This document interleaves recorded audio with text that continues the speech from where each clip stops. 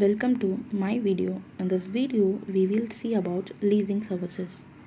I am R. Dinesha, final year MCom students of KCS Kazinada College of Arts and Science. In this video, the topic covered is the definition and types of leasing services. First, we will see the definitions of leasing services. According to the institutions of Chartered Accounts of India, a lease is an agreement whereby the lessor conveys to the lessee in return for rent the right to use an assets for an agreed period of time. Lessor is a person who conveys to another person, lessee, the right to use an assets in consideration of a payment of periodical rental under a lease agreement. Lessee is a person who abstains from the lessor the right to use the assets for a periodical rental payment for an agreed period of time.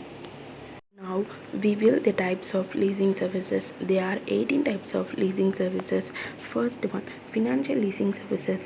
It is a contract involving payment over an obligatory period of a specified sum sufficient in total to amortize the capital outlay besides giving some profit to the lessor. A financial lease is non-cancellable in nature. The lessee is responsible for the maintenance of the assets leased. It lease generally provide for the renewal of the lease on expiry of the lease contract. Second one, full payout lease. The lessor recovers the full value of the leased assets within the period of the lease by way of lease rentals and the residual value. It could be consideration a typical financial lease as within the first lease period the assets leased out fully pay off at value in addition to yielding the lessor a desired return on investment. Third one, true lease. In these types of lease, the typical tax related benefit such as investment tax credit, depreciation tax shields, etc. are offered to the lessors. Fourth one, operating lease services. The asset is not fully amortized during the non-cancellable period of the lease and where the lessor does not rely on the lease rental for profits.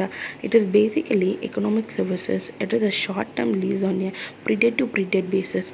The period of lease being less than the useful life of the asset. The next types are fifth one, net lease.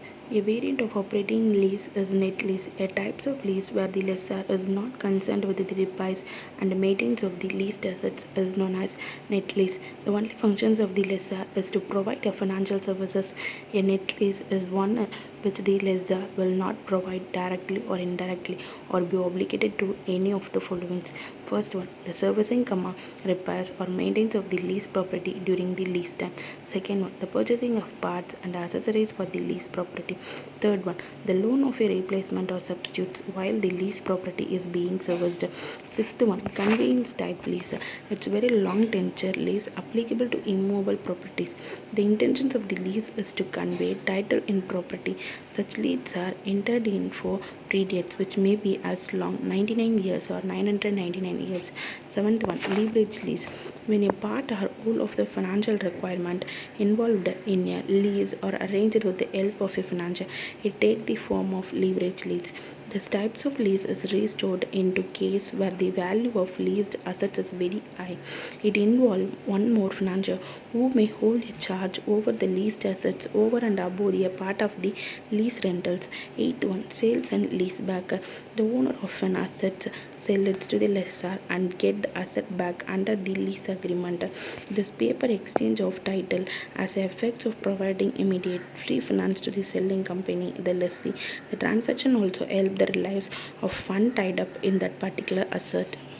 Ninth one, partial payout leases. The lessor obtain full payment of the lease in several leases. This broadly fall under this category of operating leases. Tenth one, consumer leasing. Leasing is a consumer durable such as television, refrigerator, etc. is called consumer leasing. It has assumed popularity with the rapid increase in the quantum of consumer credit. Consumer lease is a contract in the form of a lease or bailment for the uses of personal property by a natural person for a period of time exceeding for 4 months. 11th one, balloon leases, a type of lease which has zero residual value at the end of the lease period is called balloon leases. It's also mean a kind of lease where the lease rental are low at the inception, high during the mid-year and low again during the end of the leases. 12th one, close end leasing, the leasing arrangement whereby the assets leased out is reverted to the lessor is known as close ended leasing. It's also called walkaway leasing. Next, 13th, open-ended leasing. If the asset residual value fetches less price than agreed, the lessee pays the difference to the lessor. In the same manner, where the asset residual value fetches more than the value agreed, the lessor pays the excess to the lessee. It is so called because the lessee does not know the actual cost of the asset until it is sold at the end of the leases. 14th one, swap leasing. In swap leasing, the lessee is allowed to exchange the asset leased out whenever it has been sent to the lessor for some repairs or maintenance. 15th one, wrap leasing. When the lessee further sublease the assets to the end users, retaining a fee and a share of the residual value, it is called wrap leasing. Normally, the terms for the first lease is longer than the second in order to maximize the first lessor tax reduction.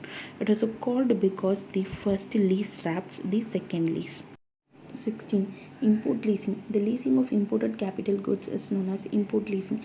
It is beneficial to the lessee because arranging any other sources of funding may take a long time, during which the price of the importable items, it also rate of exchanges.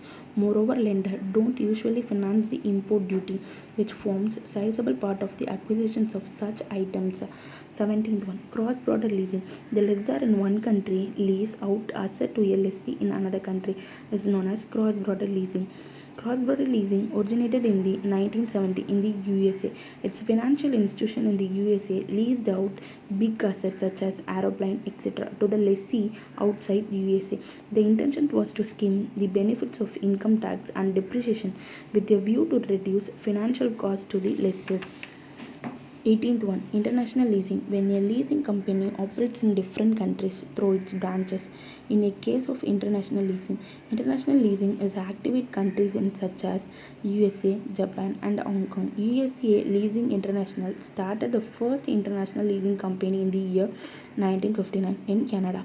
The single most important problem faced by international leasing companies is that they have to face draconian provision in foreign exchanges laws prevailing in the respective countries.